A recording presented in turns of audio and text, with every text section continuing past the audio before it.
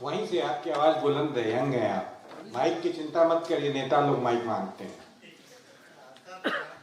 मैं सर आपको कम से कम 2-2.5 सालों से सुन रहा हूँ और मेरी जॉब ऐसी है कि मुझे महीने में 15 दिन टूर पे रहता हूँ। कम से कम आने जाने में मुझे 2 घंटे लगते हैं और मैं 2 घंटे आपको सुनता हूँ।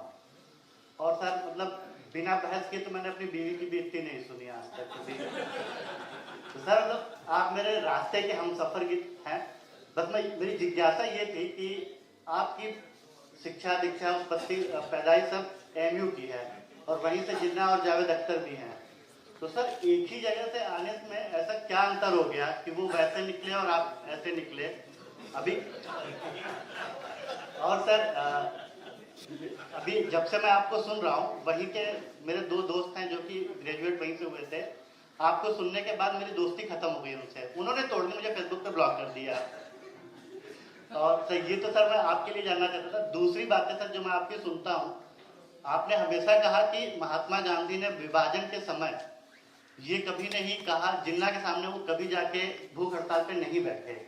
तो सर वो कहाँ से ब्लैकमेल हो रहे थे, क्या ऐसी मुश्किलें थी कि वो कभी भी उनके सामने जा करके नहीं बैठे और अपनी बात को नहीं मन रहा है? क्योंकि सर उस समय उनकी जो पोजीशन थी वो थी कि अगर वो कहते तो उस बात को कोई काटता नहीं, लेकिन ये चीजें ऐसी, इसका कभी रेफरेंस कहीं नहीं मिल पाया।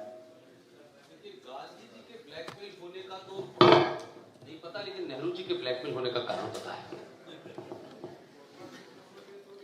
और ये हमारे यहाँ ये जो किसी भी चीज को एक लास्ट वर्ड बनाते, मैंने इसलिए कहा कि ये किसी और समाज में हो सकता है, लेकिन भारतीय सनातनी हिंदू समाज के अंदर जो राम पे बात करता है, जो सीता पे भी बात करता है, जो राम के कई कारणों पे भी बात करता है, लेकिन गांधी पे क्यों नहीं बात करता? इसलिए गांधी के सिलसिले में बड़ा लंबी पोथी खुलेगी, बहुत लंबी पोथी खुलेगी। इशारे में सिर्फ इतने ही समझ लीजिए कि मैं ये मानता हूं कि उनसे ज्यादा बेईमान आदमी कोई नहीं था। वो निजी जीवन में क्या करते थे उस पर जाना नहीं चाहता, मैं कभी निजी जीवन पे लोगों की कमेंट नहीं करता। ही वॉज ए पॉलिटिकली बेईमान आदमी थे। एक ही चीज पे उनके 2 पाखंड नहीं हो सकते। इसलिए अंबेडकर के सामने धरना देके बैठ गए कि तुम्हारी बात गलत है। अंबेडकर ईमानदार था, उसने कहा बात मेरी सही है, लेकिन क्योंकि आप राष्ट्र के लिए इंपॉर्टेंट है इसलिए मैं अपनी बात को वापस ले रहा हूं। सुभाष चंद्र बोस अध्यक्ष चुन लिए गए, विधि विधान से चुन लिए गए, बोले तुम इस्तीफा दे दो, फिर धमकी दी उन्होंने।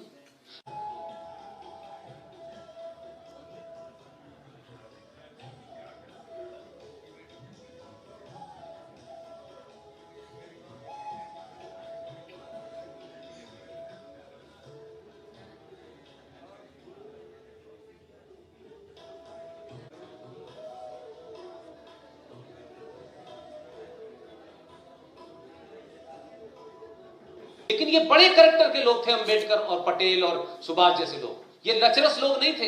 इसलिए मैं कहता हूं गांधी बनना आसान है, सुभाष बनना मुश्किल है। सुभाष को पता था क्या होगा, इन सबको सत्ता मिली थी। सुभाष ने तो उस वक्त जब कोई सोच नहीं रहा था तब उसने इतनी बड़ी सत्ता को चुनौती दी जिनकी सत्ता में सूरज नहीं डूबता था माय डियर। इसलिए गॉडसे को गाली देना बहुत आसान है। 10 दिन तक खड़े होकर बहस कर सकता हूं। I am not defending Godse, I am not defending Godse. Godse बन के तो देखो कितना मुश्किल होता है।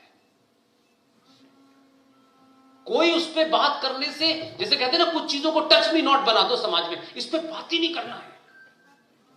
अरे भाई, इस देश में अफजल गुरु घर घर से पैदा होगा, ऐसे महान लोग बात करते हैं, लेकिन गॉडसे के बारे में बात खुद कहते हैं साहब ये देखिए क्या गांधी को मारा, गांधी को मारा। अरे भाई, मारा इसका कौन मना कर रहा है? उसने मारा, जो कानून के तहत उसको सजा मिलनी थी मिल गई, इस पे बहस नहीं है। लेकिन उसने मारा क्यों, इस पे तो बात हो सकती है। आज 70 सालों के बाद तो ये समाज उस पर अपोलोजिस्टिक क्यों है? गांधी ने क्या करना था? इतनी कहानियां हैं कि सार्वजनिक तौर पर बताई नहीं जा सकती। और नेहरू जी ब्लैकमेल क्यों हो रहे थे वो पता है ना आपको? अच्छी तरह पता है। सिर्फ लास्ट का एक किस्सा बता देता हूं।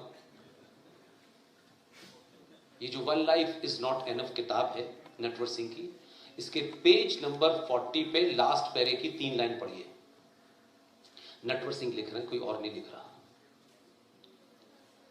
और ये मैं उस संदर्भ में कह रहा हूं कि जब इस देश के एक क्रांतिकारी लीडर भी नहीं कहना चाहिए उन्हें, श्री जयप्रकाश नारायण, जिन्होंने एक पूरी क्रांति की, जयप्रकाश नारायण की जब मृत्यु हो गई तो पार्लियामेंट में उनको श्रद्धांजलि देने के लिए सवाल उठा। तो यकायक कुछ लोगों में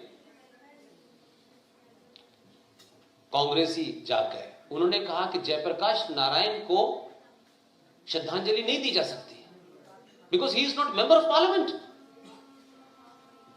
ये मेरा एक बैकग्राउंड, इसलिए मुझे ये बात ही याद है। मेरे दिमाग में ये बात सोचिए, 79 में I was in 9th class. ये तब से मेरे दिमाग में है, मैं भूल भी गया हूंगा इस बीच में चले, लेकिन कभी कभी कुछ चीजें आपको कैसे रिवाइंड कर देती है हिस्ट्री में। मैंने एक किताब खरीदी थी, one life is not enough. मेरे साथी ओम जी यहां बैठे होंगे, आप ही के बनारस के हैं, BHU के, जो मेरे साथ रहते हैं 24 घंटे। मैंने उनसे अभी हाल फिलहाल में जब बॉम्बे जा रहा था तो मैंने कहा ये किताब रख लेना, इसको पढ़ूंगा मैं। और मैंने प्लेन में बैठा था, मैंने उसी किताब निकाली और उसके कुछ पन्ने मैंने पलटे। उस किताब की कीमत मेरे लिए पेज नंबर 40 पढ़ने के बाद वसूल होगी। उसके बाद मैंने पढ़े नहीं उसको। उस किताब में नटवर सिंह लिख रहे हैं, उन्हीं की लाइनें बता रहा हूं, Nehru was fall in love with Edwina. तो मैंने कहा ये तो कोई बड़ी बात नहीं, बड़े दिल के आदमी थे वो, अक्सर ऐसे कामों में ना नहीं करते थे, इस पे कोई मसला नहीं है, ये उनका निजी मामला है, that is not my issue. 1962 में मैडम एडविना माउंटबेटन की डेथ मलेशिया और इंडोनेशिया के किसी टापू पे हो गई। ये नटवर सिंह लिख रहे हैं जो जीवित भी हैं। 62 में एडविना माउंटबेटन की मौत होती है, जवाहरलाल नेहरू ने भारत की संसद में उन्हें श्रद्धांजलि दी। अब ये देश तय करे कि जयप्रकाश नारायण को देनी चाहिए थी और एडविना को नहीं देनी चाहिए थी, या एडविना को देनी चाहिए थी जयप्रकाश, ये देश तय करे। ये लिखी हुई किताब है नटवर सिंह की, और हिस्ट्री से कोट किया उन्होंने, रिकॉर्ड निकलवा दीजिए 62 के अंदर, सबकी श्रद्धांजलियों का पता है।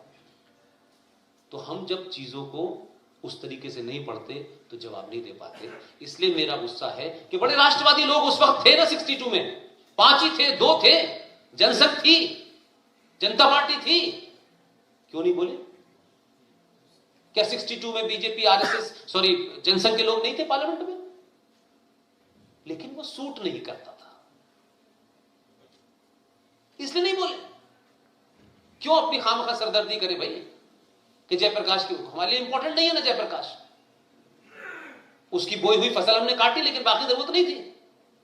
मैं तो नहीं था, मैं तो पैदा भी नहीं हुआ भाई, लेकिन नहीं बोले लोग। इसे कहता हूं इंटेलेक्चुअल करप्शन, चोरी मक्कारी, कोई भी हो बोलना चाहिए था ना। आप उसी की भूमिका से तो सत्ता में आए थे, उसी क्रांति से तो इमरजेंसी के बाद सब कुछ हुआ, लेकिन आप बोले नहीं। कहते ना, क्या कहते भाई 79 में 2 क्योंकि एडविना माउंटबेटन को दी गई थी, कोई ये जिक्र ही नहीं आया। जब मैंने बोला तो कई बीजेपी के लोग आए, बोले आपने ये कहां पढ़ा? मैंने कहा उनके पास जाओ ना, 92 में जो बैठे हुए हैं, वो तो पहले दिन से थे, अब तो उनकी 92 साल की उम्र हो गई, सब पता है, उन्होंने नहीं बताया आपको। इसी कहता हूं। तो एडविना माउंटबेटन की वजह से जब शिमला में दस्तखत कराने थे तो नेहरू जी ने थोड़ा नानुकुर की कि मैं नहीं जाऊंगा, तो मैडम को भेजा, चले जाओ, नहीं मैडम बहुत सारे राज खोल देगी। तब गए शिमला और साइन करके आए, और गांधी जी को पता था कि पार्टीशन के ऊपर ये दोनों लोग काम कर रहे हैं। अगर गांधी जी को ये पता नहीं था तो गांधी जी ने फिर ये कैसे कह दिया कि विभाजन मेरी लाश पर था? तो एक बार सिंबॉलिकली जिन्ना के सामने तो बैठ जाते जाके कि नहीं होने दूंगा। वो घटना कहीं नहीं मिलती है, नेहरू का हाथ नहीं पकड़ा उन्होंने,